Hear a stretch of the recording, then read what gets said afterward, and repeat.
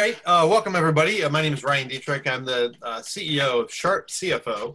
I am joined here with some of my favorites on my own personal board of advisors. I have our area president, Mr. Rob Simon. Rob also represents Vend Advisors, which is affiliated with us in that it handles the M&A and the transition planning and things like that we do through the CFO business, as well as Justin Hamlin, who is with HFS Wealth Advisors, Planners. Did I get that right? Sorry about that. I should know that. We've been friends long enough. I should know what your company is, darn it.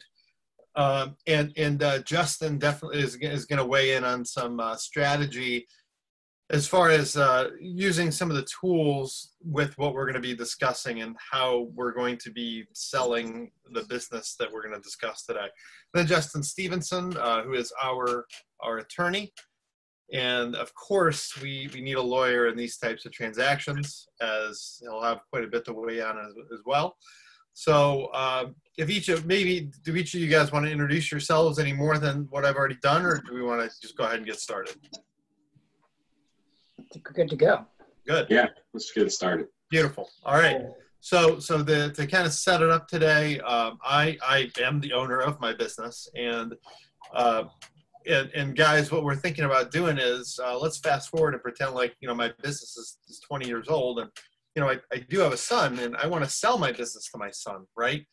It's time to sell the business to Nick. He's ready. So how can I sell my business now to my son, who has been actively involved in it for a few years? What do we need to do first? I'll let Rob. I think Rob had a couple of good ideas. So I think Rob, you want to start out with your breakdown there? Yeah, sure. We can do that. I mean, there are obviously several ways. And this is going to focus more on non-conventional ways than just straight selling or finding another buyer, be it a type of private equity or type of other investment buyers or other type of company, another company would want to buy or merge or acquire your company, Ryan. So a lot of example, we're looking at just some non-conventional aspects for it from the standpoint of utilizing a profit sharing or pension plan or retirement plan, obviously, or 401k for that from it. The idea of there being some generational transfer, which obviously fits very well from the standpoint of moving it within within family, as you're considering doing with your children. The other aspects of there being a setup whereby we'd have a defined or deferred income stream as well, whereby you would maintain certain levels, but would be getting paid out by the business for a specific period of time. And there are a couple other setups that we might be able to get into as we go that be under Justin Hamlin's more expertise in terms of a couple different types of charitable trusts that could be set up and how that would flow and go. So I think from the start, let's start with the utilizing the retirement plan idea.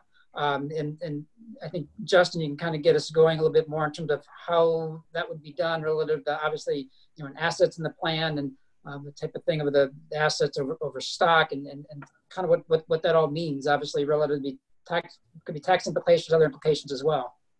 Sure. And when you're selling a business, there's a lot of, tax to be had. I don't want to go, I'm not a CPA asterisk, so I'm not going to go down that rabbit hole, but there's tax implications with selling a business in varying degrees. And part of it is, if you own a business and, all of your eggs have been in that one basket and you put your blood, sweat, and tears into it, when it comes time to sell, you need to make sure that you're getting the maximum amount for your dollar, and it's going to last you, the rest of your life, so to speak. So that's kind of where we were thinking about, the 401k. It's a conventional tool, so to speak, but make sure you're maximizing the potential of that, putting money into that to save on taxes. And you probably see that too with a lot of with clients and things of that vein too, where a lot of their investment, a lot of their time and effort throughout life too has been put into the business, and a lot of basically their asset and what they have is in the business, correct? Yeah, yeah. So that's where, the 401k, maxing that out allows you to get started, but you're not going to be able to contribute enough to 401k to be able to cover the sale of a business. Are we talking about, I'm sorry, go ahead. I was going to say, are we talking about a 401k as in I have a 401k for all of my employees in my business and what I'm contributing to everybody? Or are we talking about me personally, Ryan's 401k? Ryan's personal 401k in that sense. Okay. And then you kind of stack that up. Okay, we've hit that cap. Let's move to the next level with some profit sharing. And that's where the company contributes, Brian, to you on your behalf to try to maximize the value of that. And I kind of could let Rob take over some of the technique or legality behind that with Justin, but that's another avenue to kind of take that next step of building up more of a nest egg, and can be used partly in a sale as well to shield some income from taxation there too. And then that next big piece is, utilizing a pension. Pensions aren't popular. Most firms nowadays have done away with pensions, but that does not mean you cannot create your own. And when selling a business, utilizing that, especially when there's potential for a high cash windfall and a big tax bill, pension definitely has a seat at the table to help for long-term planning, especially if you're relying on this sale to fund your future and through retirement. It is a tool in the toolkit that definitely can be utilized. You got to be careful with how you do it from a legality standpoint and a design standpoint. So I'll pass it over to Justin and Rob to look at that piece too. Yeah, so as the attorney here, I'm here to ruin everyone's fun. So great job. Yeah, thank you. So the big thing when you're talking about as a small business owner, small business or business owner, the big thing you're going to worry about is all of the regulations you got to make sure that you're complying with and hitting as you're setting up pension plans, profit sharing plans, any sort of retirement benefit plan. There's a lot of specific contribution limits and regulations and fiduciary duties that you will have to make sure you follow particularly if you're holding a benefit plan that is not just for yourself, but also involves other employees. You're going to make sure you're not essentially just operating it to benefit yourself to the detriment of all the other employees. You have specific fiduciary duties as the sponsor or fiduciary of that plan. Of course, always good idea to get some sort of third-party administrator in if you have that there, but not everybody does that. So the big thought here, and the big takeaway here from my point of view is involve your big advisors. Like you've done a good job coming to us and asking us these questions, Ryan, initially, because you want to involve us to make sure you're avoiding all of those pitfalls ahead of time. And for this initial conversation, we'll kind of guide you through it a little bit, but there's going to be a lot of work that goes into it on the back end to the extent that we're helping you set up a 401k, pension plan, profit sharing plan, anything like that. And these particular plans from a 10,000 foot view kind of fall into a take as much value out as you can while you still own it sort of strategy, right? So when we're talking about these plans, I think from a 10,000 foot view, you were thinking about how to maximize your benefit now, because once you get rid of the business, whether that's to somebody else or you just wind it down, you're not going to be able to pull that value out later. So you're trying to figure out how you can take as much money into your pocket as the business owner now before you don't have that ability to do so anymore. And of course, there you want to make sure you're not doing that.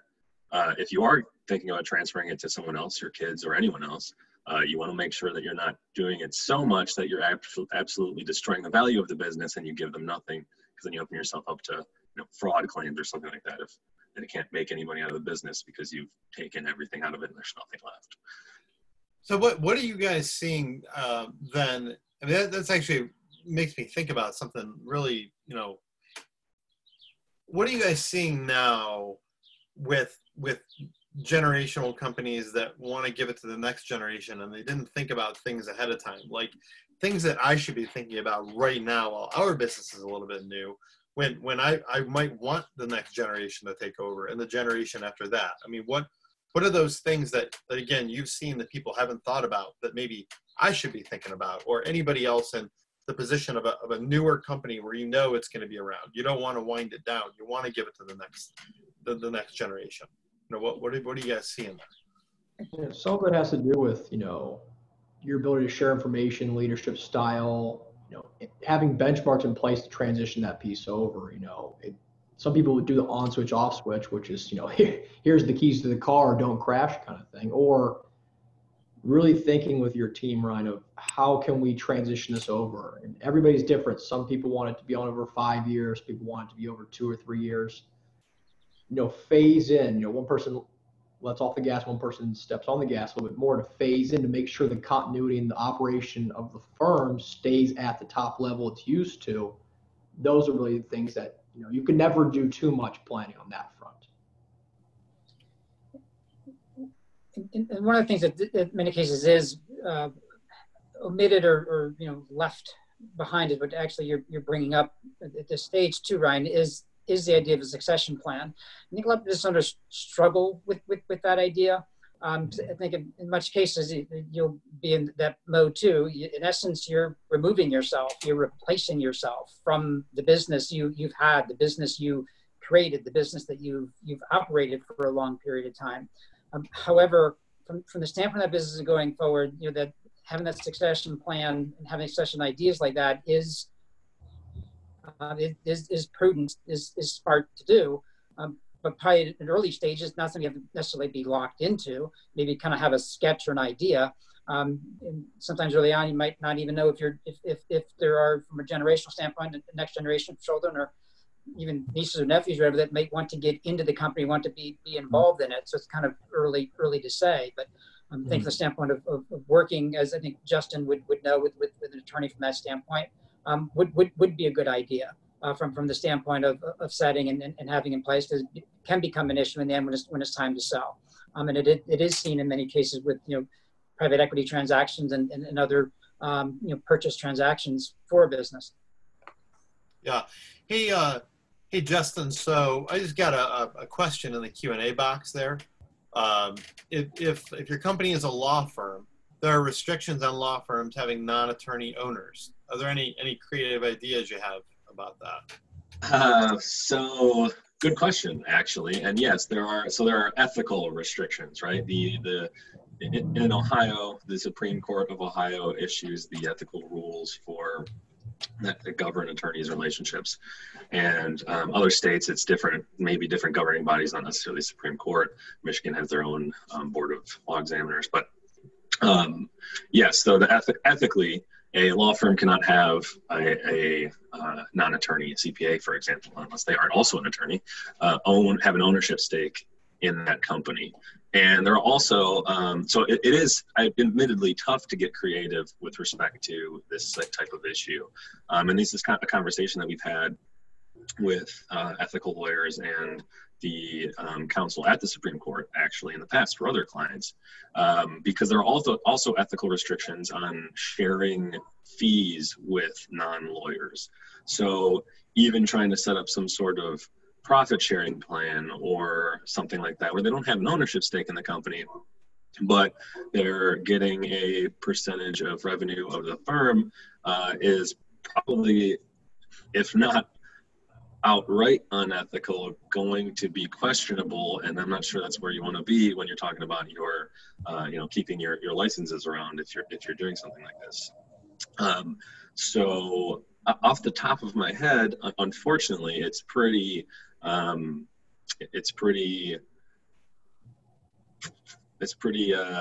bright line, I guess, which we're not used to in the law, but it's one of those things that you don't really want to mess around with. So, you can be a lawyer to buy a law firm. Yeah, right.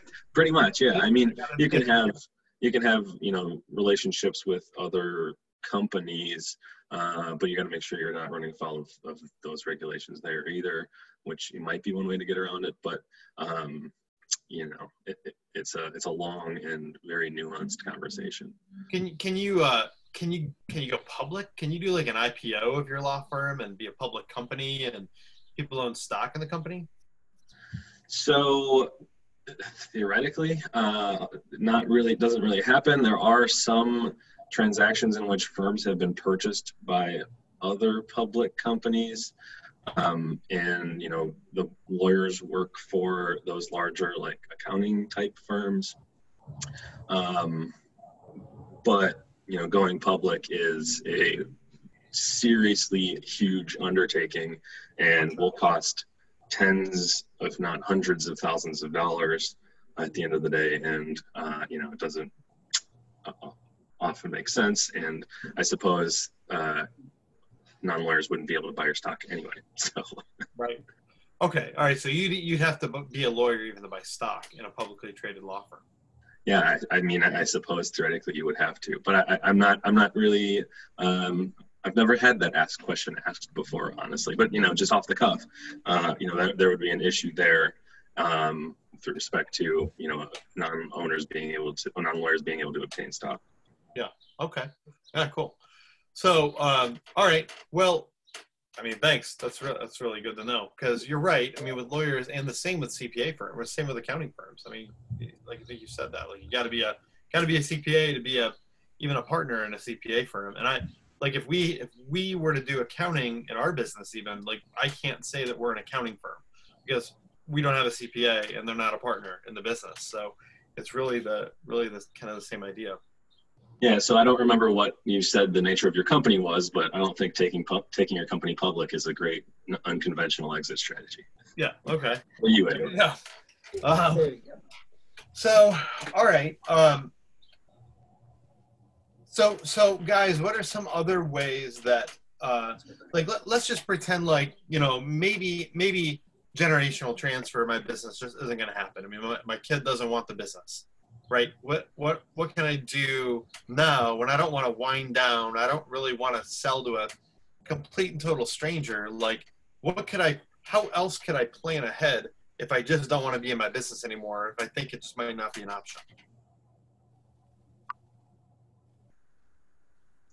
Any financial guys have thoughts on how to, you know, maximize his income there? So Ryan, you're saying you don't think that, are you saying more so you don't think family's interested at all, or maybe they're just not ready yet? Well, yeah, okay, sure. What if they're not ready? Let's say we get to the point where, you know, all right, kid, you're ready to take over. I think you're ready. You've worked in the business and you've learned, you've gotten to know everybody. You've met all the leaders of the company, and here you go. Kid says, I'm not really ready, or I'm not really interested. Yeah. Now what do I do? So that's a good question, Ryan. If, you know, say your son's worked in the business, he's learned a great deal about it, but there's learning the business and then there's the management running it. It's an extra kind of rung to climb, and it can be a big rung for some people. And sometimes it just needs time and experience and exposure and confidence. And if you're trying to preserve the level of success of the firm, doing that over a gradual schedule is important. You know, if you're transitioning ownership, doing it on a deferred schedule where one idea could be, you know, if, you know, you set certain benchmarks in place, maybe it's profitability, maybe it's new clients, maybe, you know, a number of things. At a certain point, maybe once those goals are hit, a certain percentage of ownership transitions, and you kind of go through there. And over time, you kind of go, you know, you let off the gas and your son steps on a little bit more, and he takes on more of the ownership responsibility on a gradual level to build him up, to get him ready. And as he hits more of those achievements, that same transition takes place where you step back a little bit more, almost like, you know, chairman of the board style, and your son takes over more of the day-to-day operations. That could be a way to, you know, ease them into it. And also for your end, preserve your legacy in the firm and make sure that things are transitioning the right way if it's kind of a benchmark-based transition to defer the ownership change. I think you've kind of hit two separate parts, though. One is whether not ready or not interested. So I think from Justin's standpoint, Hamlin's standpoint here, relative to the not ready portion, I mean, there are things obviously you could do from the standpoint of preparing to make ready. There are things to the standpoint that you can create from, you know, the reserve and the streams and the revenue streams still coming to you to secure your interest in your payments and your buyouts, but then maybe do some things obviously to make them ready, taking more of a stronger mentor type consultant role to make them ready, because obviously the main thing you're going to have is faith and belief, obviously in the company operating and continuing forward, by which you'll still receive, so you can still receive your streams of payments, your streams of cash to buy, in essence, to buy you out of the business.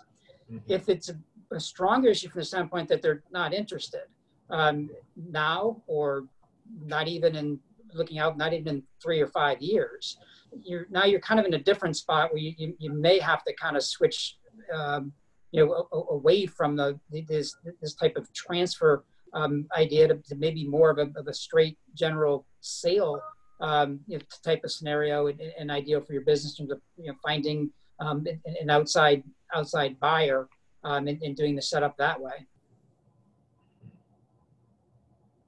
Yeah, and just to add to that, one of my thoughts initially probably one of our thoughts collectively should have been to ask you, you are talking about giving your business to the next generation of your family. The question should have been, do they even want it? We deal with plenty of business owners who are, have families of various sizes, and a lot of them, their kids are doing things in completely different industries than the businesses, for whatever reason that is. Not good or bad, but if the kids aren't involved, it's going to be tough to try to just leave it to them. I mean, you theoretically could just leave it to them in a will or a trust, but if it just falls in the lap of somebody that's never been involved with the business and has no interest in the business, you're not going to be doing the business, your clients, your customers a service if you are worried about that legacy. And it's probably just going to cause your kids more problems trying to wind down your business when they just have it and don't want it. So definitely a big concern. And as Rob mentioned, there are other options if that's not the route that you're going to go. You can start looking at them now and trying to kind of flesh those out as you go. Whether that's looking to sell to somebody internal to the company, sell to somebody external to the company in a non-traditional lump sum sale kind of way, or just trying to maximize your assets now and wind it down when it's ran its course. Sure. Yeah, what happens if I get hit by a bus tomorrow and I will the company to and he's 19, right out of high school, just starting off in college, and my wife has no interest in running the business. He kind of sort of does, but doesn't really want to do it and just lets it go. What happens? And is there a plan ahead that business owners can take now that plans the company and its employees for something like that happening? So I would say that's very much, it's almost an estate planning sort of question. But I mean, the exit planning discussions are often very intertwined with those sorts of discussions. Short answer is yes, there are things you could do to try to plan for that. I mean, depending on the industry and the financial status and what your company looks like, you could potentially get an outside advisor to help you look for somebody to run the business and install somebody as an employee of the business, and have the beneficiaries to your estate continue to be the beneficial owners of the company, but they're essentially paying somebody to operate it, and if they don't want any stake in it, and of course you always have the option of just of dissolving an LLC and following the options available to you in whatever state you're operating in, usually set forth in a statute. Just dissolve the LLC, notify your creditors that you're winding down, wind up your assets, distribute them according to whatever corporate documents you have in place, and just call it a day. And then, of course, I am also certainly not a CPA, and probably even more removed from the financial side of things than either of my other two members of the brain trust here.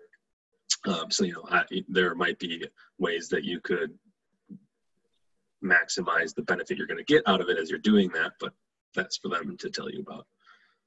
Yeah, part of that too is, Ryan, there are many more trusted experts that can be added to your advisory team to help make this comprehensive decision, to be cognizant of, like Justin said, the short term, having some agreement in place and continuity piece, and then also in the longer term, a transition or a generational transfer, to make sure it's fully vetted from a logistics standpoint, functioning standpoint, and from a tax standpoint. There's going to be tax implications or things of that nature. It's, the full team of advisors makes a big difference when going through all those different steps and making sure all the ducks are in a row, and the power in the team with collective thinking will be a benefit for you in that regard too.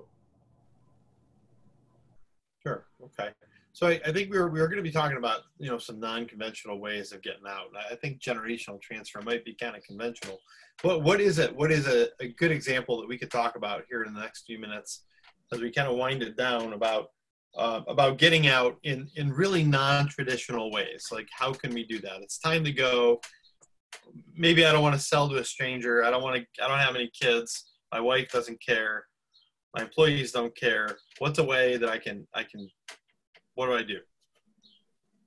Yeah, so if you're saying family doesn't really want to take it over and don't care as much, and you're just ready to sell it, if you sold it all, one option could be sell it now, but you got to say that with that, there's a big tax windfall that comes with that. And, human nature sometimes, when you come across a lot of money, there's always things to buy, there's always bills to pay, there's always things to spend money on. There always will be. But, trying to maximize the dollar and to minimize the taxes, one thing that's unique, you said, is, people don't use it often, is charitable trusts. Charitable trusts, and I'll let Justin Stevenson touch on some of the legality pieces of that. I'm not an attorney, but they have a lot of benefit from preserving assets for your beneficiaries, really reducing your taxes, and also, most importantly, supporting a charity. And those kind of different things together can make a big difference when maybe your son isn't interested, but you want to provide for him at your passing. At the same time, you don't want to pay, half of your sale or third of your sale in taxes. It's a way to kind of have your cake and eat it too, in some extent. Charitable trusts are an underutilized asset in this field. So what type of assets though would you have? How would you transfer? What type of assets would you transfer into that trust, charitable trust though, Justin? So how do we transfer into it? I don't want to get too far into that without a CPA here, but essentially, of course, you could gift ownership to the trust. You could also, depending on types of assets sold and different categorizations of the types of assets, they each have their own different taxes associated with them. But placing the assets in there, you want to be cognizant of how they're taxed, one. And then, if you gift them to the trust, it's one thing. You could gift ownership to the trust, or through a sale, and then from there, if it's a charitable trust and a charity has benefit of that, if they sell any of those investments, the charity has a non-taxable status as a in this case a 501c3 or a public proven charity that has a selfless cause. So there's some benefit there to look into as well. But your point is you're going to have it more be marketable type securities, cash assets, so to speak. You're not going to create a charitable trust, for example, for a building or for maybe the equipment you have within your manufacturing facility, correct? If you're selling the asset, is that what you mean? If you're going to sell the asset and use the proceeds to put into a charitable trust, is that what you're saying? Or have the trust own the building? That's exactly. That's basically my question. That would be the path, correct? Mm-hmm. Yeah, if the trust is going to sell the assets, then those proceeds can be from there. The holding the building itself, I'd want to look a little bit more into the legality of that piece of having a charitable trust own a building, unless there was some kind of revenue stream via rental agreement or some of those things are operating expenses that flow through the charitable trust. Because one of a charitable trust up front is you get a charitable deduction for contributing money to a charity. So we got to kind of balance that if it's accomplishing the goal and work backwards from there. There's got to be some kind of asset base. I think the other point from Ryan's simple question to start, we said there are a lot of layers and a lot of different ways you can do it, but then a lot of various impacts. It could be impacts to, utilizing the retirement plan too, from the standpoint of, how does it, when those assets are pulled out, how does it affect the plan? Is it going to change, status of a class of the funds that can be in there? Is it going to, work kind of the percentage, overall of assets that are there? Obviously, the generational issues, if they want the business or don't want the business. But and there are a lot of things, obviously, as we've said, to come out of this too. They kind of provoke a little bit more question to it, and some other aspects you need. And, you're going to need to confer with the CPA. You're going to need to confer, as Stevenson said, with your attorney. So it's things are never quite as simple as they seem. Yeah, and particularly with the types of trusts, charitable trusts that what you're talking about are generally going to be irrevocable trusts, and you got to be very specific with thinking about how you're planning it out, thinking about what the terms are, and making sure that all of your language is spelled out properly and that there's no stone left unturned, so to speak. Because theoretically, you can put physical assets, a business, a building, any assets of an inventory type assets into a trust. But if you're talking about putting them in a charitable trust, an irrevocable type trust, you're not going to be able to you're not going to be able to be flexible with them. So typically you're talking about putting post proceed type of assets, money, investment accounts, things like that into these trusts. Does this mean that I would be selling my business to a trust? Is that kind of what we're saying? So, right? I mean, I'd be literally taking everything that my business is worth, all the money in it and any other assets I have, and saying, all right, I'm going to sell to a trust, and then the designated person in the name of the trust owns the business. Is that what I understand? Well, not necessarily. I mean, in this scenario, kind of, I think the way we're thinking about it was not necessarily selling it to the trust, but liquidating whatever assets you have, turning it into cash or numbers in an account anymore, and then putting those liquid sort of assets, the cash, into the trust. Okay, so the business doesn't operate anymore, but it has all this money that is generated. It's worth $5 million.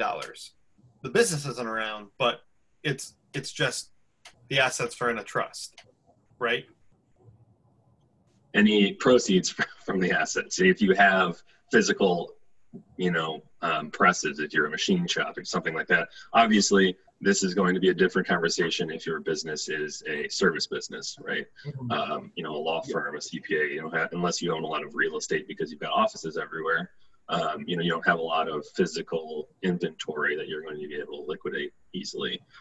Again, you still haven't told us what your business is, but the conversation will be a little bit different depending on the type of physical assets that have value to other people that you own. Again, you could have a bunch of office equipment or something like that, but you're probably not going to get a ton of return on that. So it wouldn't be right for maybe my service business, but if I did let's say it's a machine shop, because you said machine shop. Let's pretend like I got a machine shop. It's a small little thing. I do about $10 million a year, and that's kind of a big machine shop. I do if your version is small and ours are a little bit different, but it's good for you.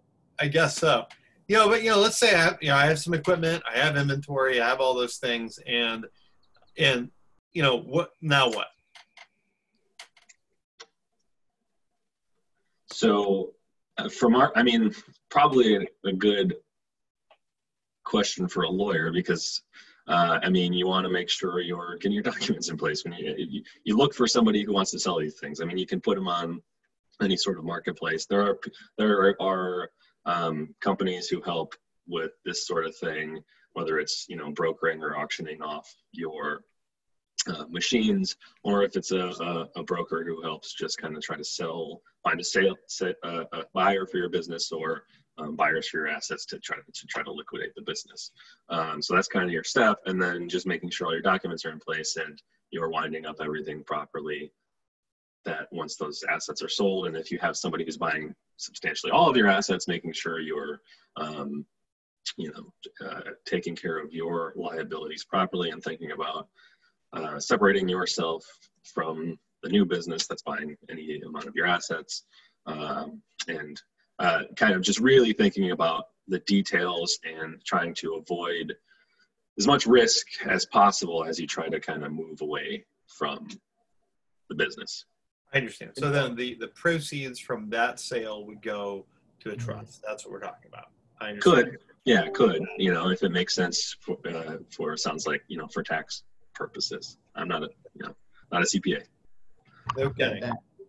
The biggest thing, Ryan, is, almost like the measure twice, cut once philosophy is, as in these discussions, running through and vetting them out each step of the way can make this process more thorough. And because you own the business, you have the power to control the pace of the conversation, so to speak, and make sure that things are the way you want them to be.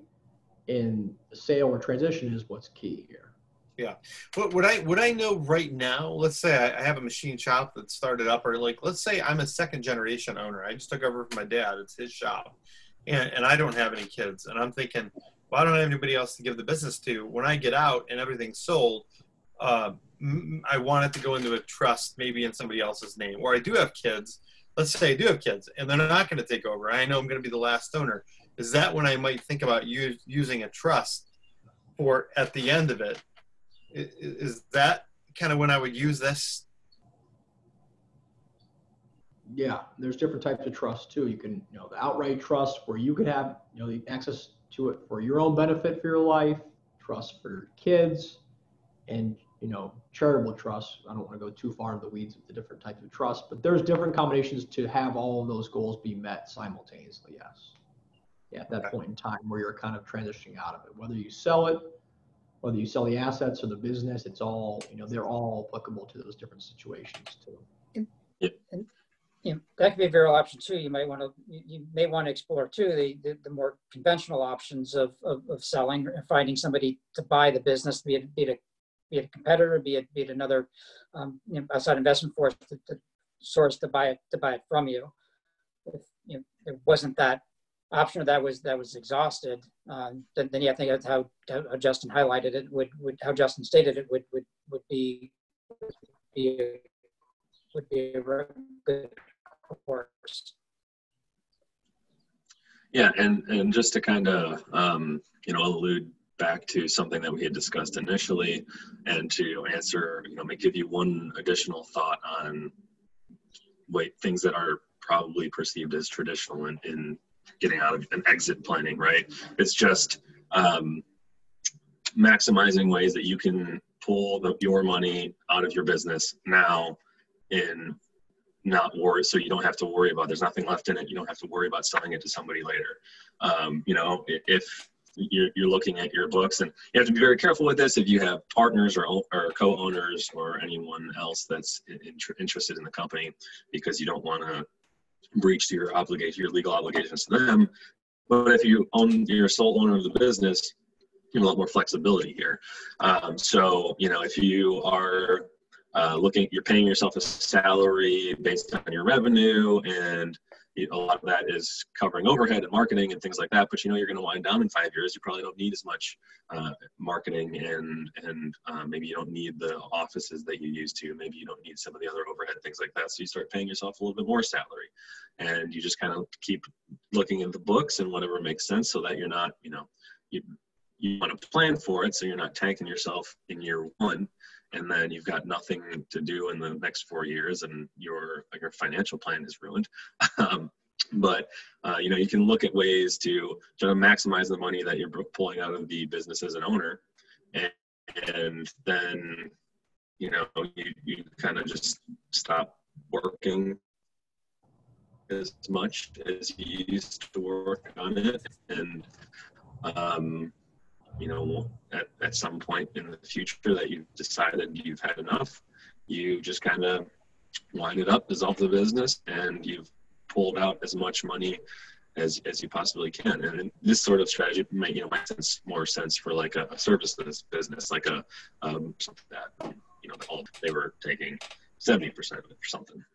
Yeah, that's a good point, Justin, too, because it's, while you're in control of the business, control the value you extract from it, because when you sell or something like that, you don't always get the exact price you want. It is a negotiation, a give and take, and sometimes people, do have assets that they, believe are a little highly valued than some of their competitors do. So while you're in control, maximize those, as we talked about earlier, like a 401k or a pension or a profit sharing, and control the value while you own it, and take less out of the equation of relying on the sale to take care of everything else, to fund everything else, so to speak.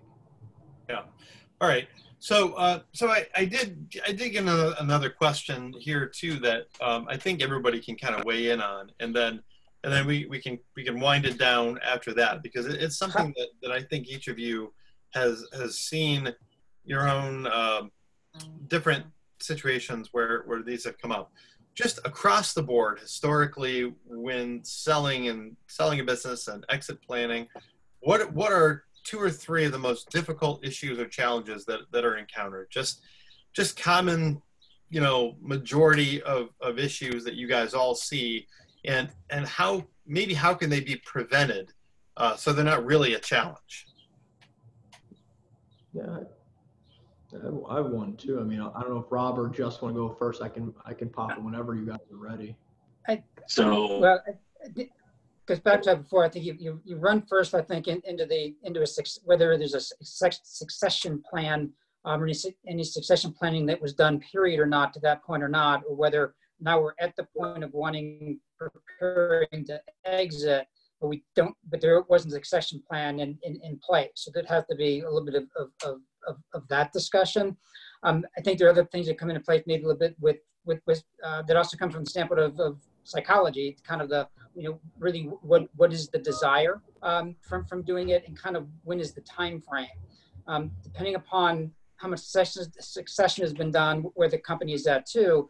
The time frame is a big part of the exit strategy too. If somebody wants to sell the company like right now, wants to be out in 3 months, that's a different scenario, different challenge getting into than somebody who's now preparing to say, I'm 65, I want to retire at 68, and I'm at the point where I'm going to have to either sell the business or transfer those assets from a trust standpoint, or shift it generationally, that you can start to plan for. So I think some of the bigger, to me, what I've seen some of the bigger challenges are is that plan, putting it in motion, putting it in place, and getting it to work.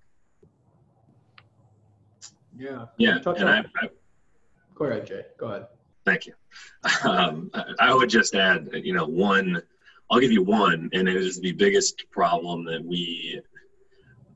I hesitate to call it a problem as I'm sitting in front of a potential business owner client here. But one of the biggest discussions that we have with people when we are doing these sorts of talks and helping them, whether it's a sale or otherwise, is properly valuing the business.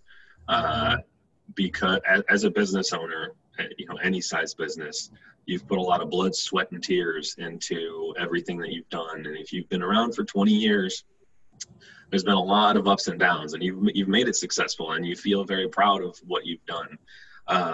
But unfortunately, sometimes the market does not take that into account when we're talking about how much somebody's willing to pay you for your business.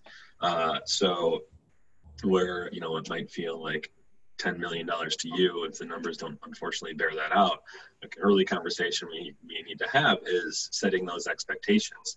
And, hopefully that involves talking to the company's trusted advisors already, talking to their CPA, so you hear from them, maybe bringing in an independent appraiser to take a look at your business and perform one of the various methods of valuing the business based on revenue or earners-based seller's discretionary income, all those sorts of things.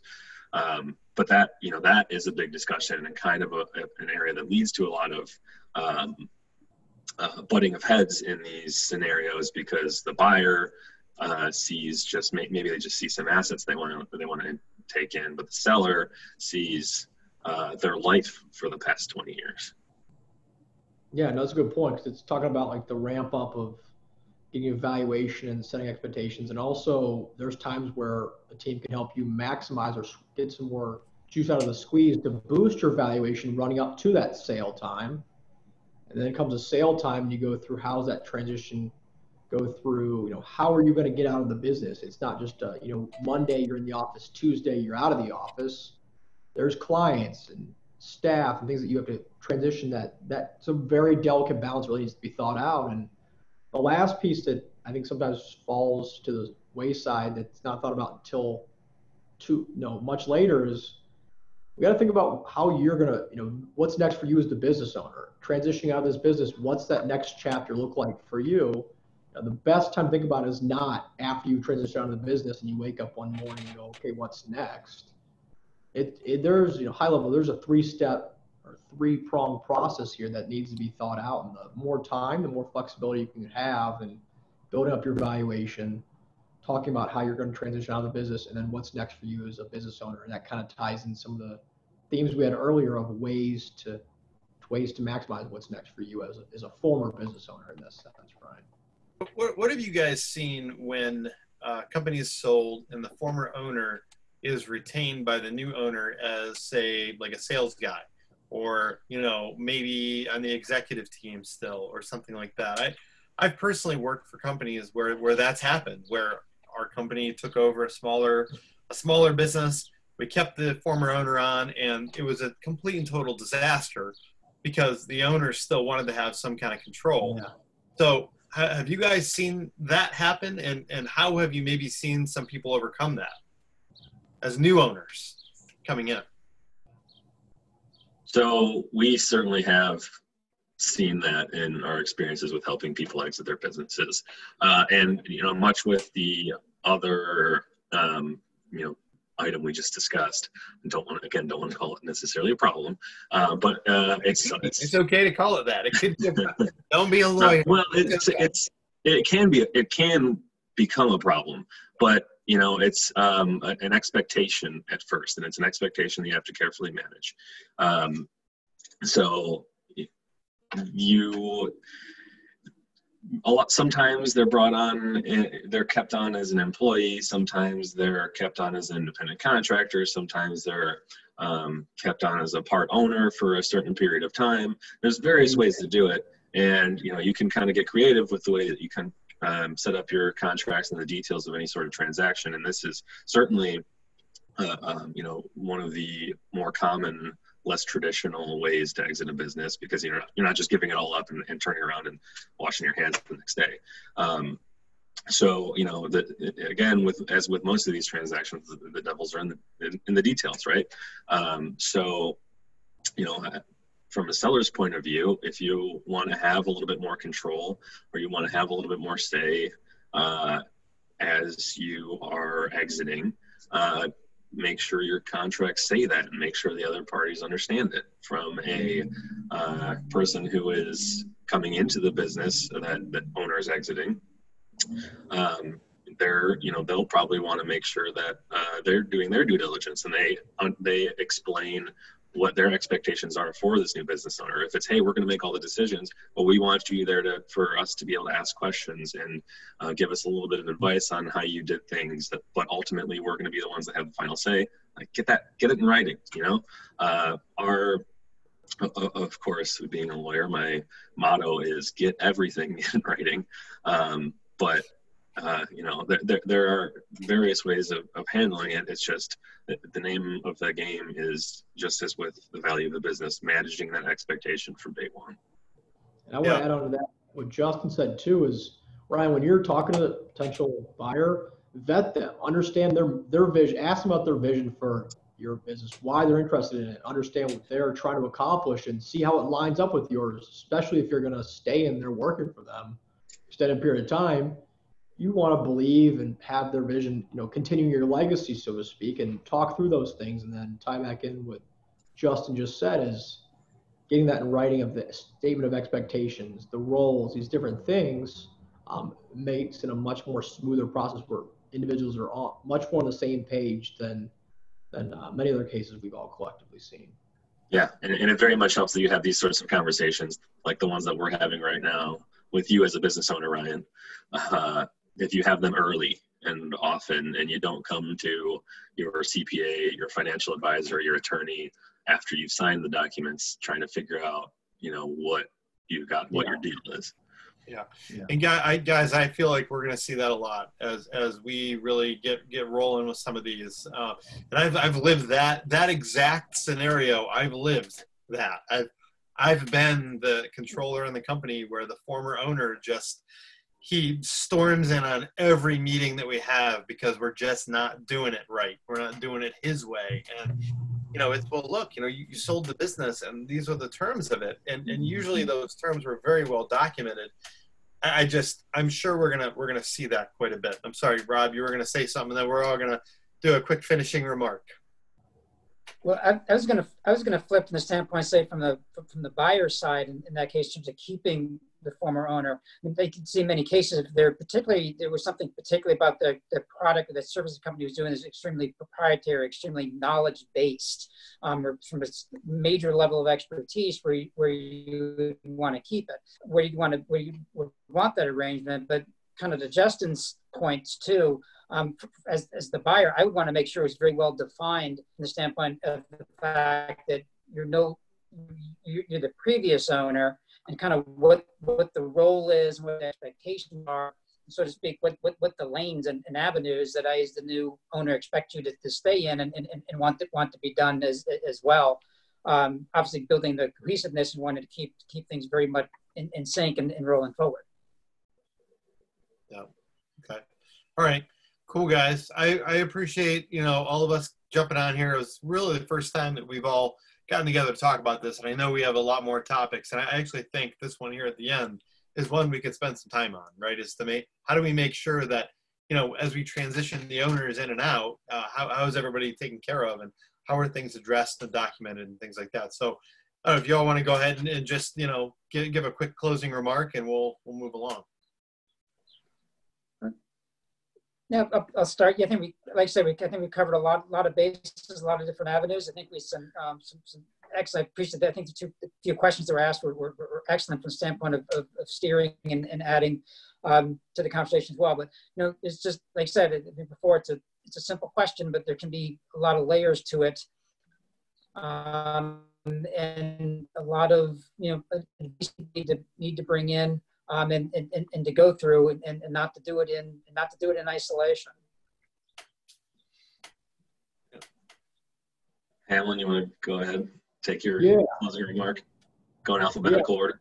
Right. Point off what Rob said. Communication's key. Communicate. Have a trusted team. Be proactive and plan, because life will always change. Things will always change. But if you have the right people in place and you communicate, you plan, things will be much more smooth and much more beneficial. And when roadblocks or obstacles occur, you'll have the right people in place to help you navigate around those much more smoothly. Yep. Yeah. I wholeheartedly agree. And Ryan, as an owner of a business, you've done a great job to reach out to us and ask these great questions early on, and involve your CPAs, your advisors, and your attorneys at Bower Stevenson, as you kind of navigate the process. Great. All right, cool. Thanks a lot, guys. I appreciate everybody's time, and everyone have a wonderful day. I'll do the same. Thanks. You too, Ryan. Thank you, Ryan. Thanks, everyone. See ya. Take care.